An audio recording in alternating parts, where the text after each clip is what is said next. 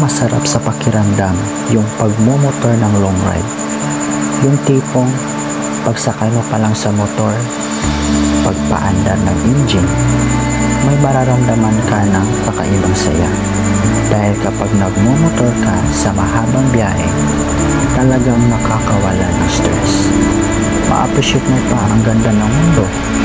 Yung tipong nagmumotor ka, masasabi mo na lang sa sarili mo na, wow, ang sarap pala mabuhay. Ang ganda pala ng mundo.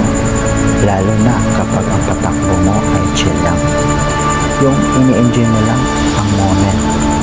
Madami kasi tayong kanya-kanyang problema sa buhay Pero pag nagmumotor ka, makakalimutan mo yung problema mo.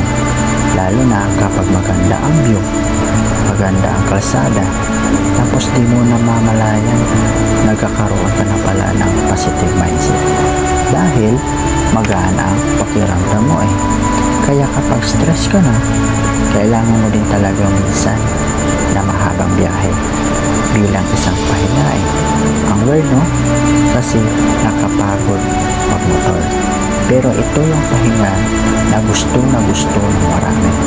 Pero sasabihin ko sa iyo, hindi katawan ang nagpapahinga kapag nag-long drive, kundi yung utak mo, kundi yung sarili mo. Deserve mo rin mag-enjoy na makarating sa magagandang lugar.